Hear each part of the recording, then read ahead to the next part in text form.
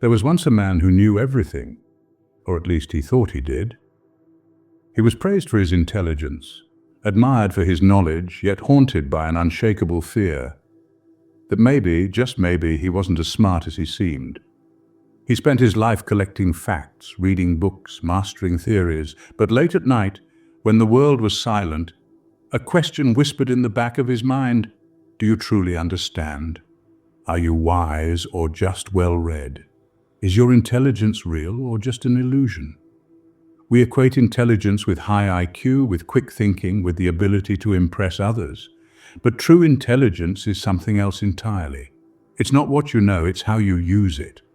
It's not about complexity, it's about clarity. What if everything you believed about intelligence was a lie?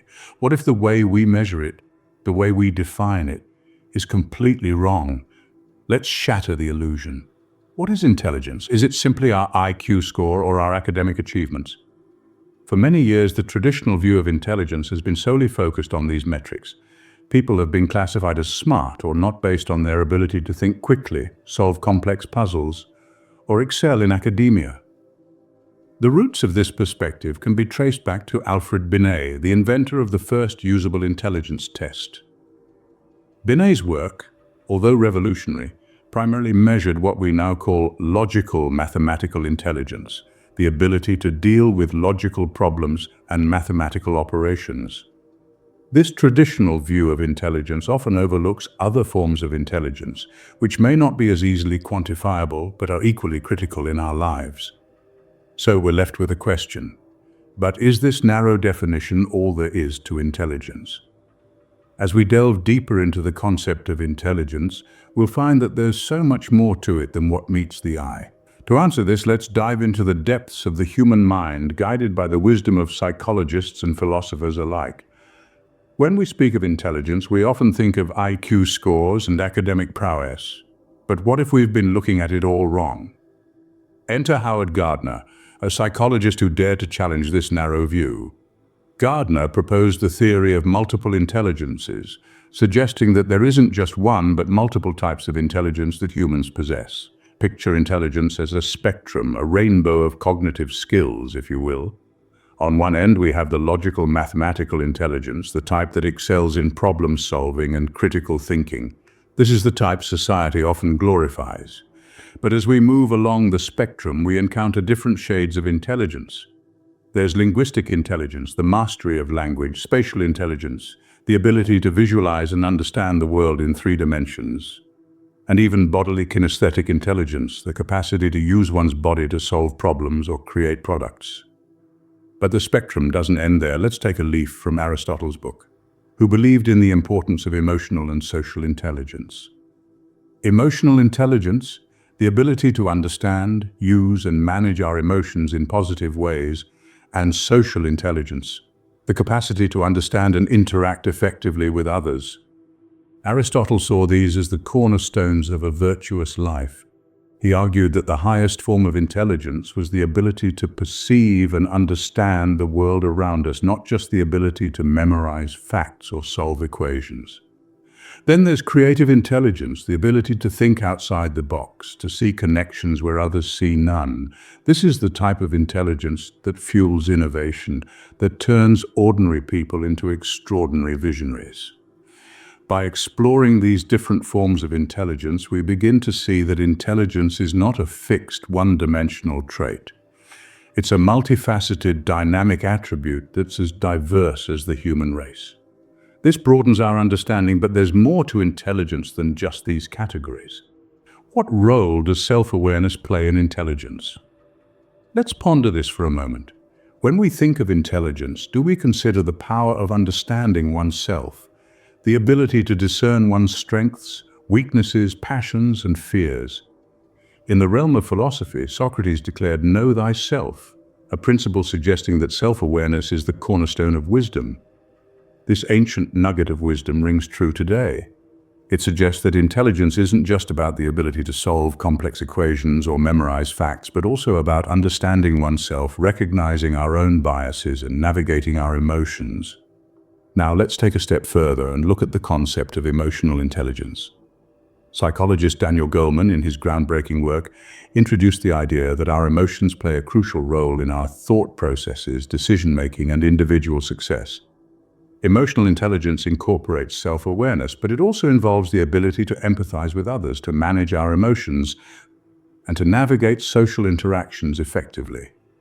So, when we speak of self-awareness and decision-making as components of intelligence, we're talking about the capacity to understand our own emotions, to recognize their impact on our decisions, and to control them rather than allowing them to control us. It's about understanding the why behind our decisions. It's about recognizing when our judgment is clouded by emotions and taking a step back to ensure we're making the best possible decision.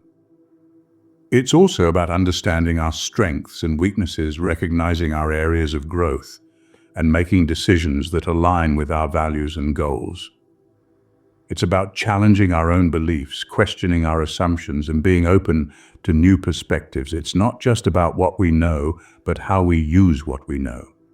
This understanding of self-awareness and decision-making paints a much richer, more nuanced picture of intelligence. It suggests that intelligence is not just about the capacity to learn, but also about the ability to reflect on our learning, to understand ourselves, and to make informed decisions. It seems intelligence is not just about knowing, but also about reflecting and acting. So, the next time you consider your own intelligence, don't just think about what you know. Think about how you reflect on your experiences and how you make decisions. That's where true intelligence lies. Is intelligence a fixed trait, or can it be developed? This question has puzzled thinkers for centuries. But the human brain, with its fantastic complexity, has yielded some answers in recent decades. The concept of neuroplasticity has revolutionized our understanding of intelligence. This term refers to the brain's ability to change throughout an individual's life. Yes, our brains can reorganize themselves by forming new neural connections. This means that intelligence is not a static attribute confined by the boundaries of our genes, but rather a dynamic quality that can be cultivated. The fascinating work of psychologist Carol Dweck has profoundly contributed to this understanding. Dweck introduced the theory of growth mindset, which posits that our beliefs about our abilities can influence our behavior and learning. If we believe that intelligence can be developed, we're more likely to embrace challenges, persist in the face of setbacks, see effort as a path to mastery, and learn from criticism. This theory is a powerful testament to the capacity of the human mind. It suggests that intelligence is not merely about knowing things. It's also about the willingness to learn, the resilience to overcome obstacles, the open-mindedness to accept feedback, and the determination to keep trying. This is a far cry from the conventional notion of intelligence as a fixed, unchangeable trait. So what does this mean for us? It means that we can become more intelligent. It means that our potential is not set in stone. With persistence, effort, and the right mindset, we can enhance our cognitive abilities. We can become better problem solvers, more creative thinkers, more effective decision makers. It also means that our failures are not definitive. They are not a measure of our inherent capabilities, but rather opportunities for growth. They are stepping stones on the path of intellectual development. In other words, intelligence is not a gift, but a skill that can be honed, sharpened, and expanded. So let's challenge ourselves. Let's learn new things. Let's embrace the idea of growth. Because every step we take, every challenge we overcome, every mistake we learn from, makes us more intelligent. So, intelligence is not a fixed trait, but rather a skill that can be honed. Is intelligence the ability to think deeply, or the ability to act wisely? This question has sparked considerable debate among scholars and thinkers alike. But let's delve into the thoughts of one philosopher who pondered this very question, Immanuel Kant. Kant, a central figure in modern philosophy, sparked a revolution in our understanding of the human mind. He proposed that our intelligence isn't solely about thinking deeply, but also about acting wisely. He alluded to a concept he called practical wisdom, suggesting that our intelligence is measured not only by the depth of our thoughts, but also by the actions we take based on those thoughts. But what does it mean to act wisely? Here's where the balance comes into play. It's about avoiding the trap of overthinking and instead embracing decisive action. Overthinking, while it may seem like a sign of deep thought, can often lead to paralysis by analysis.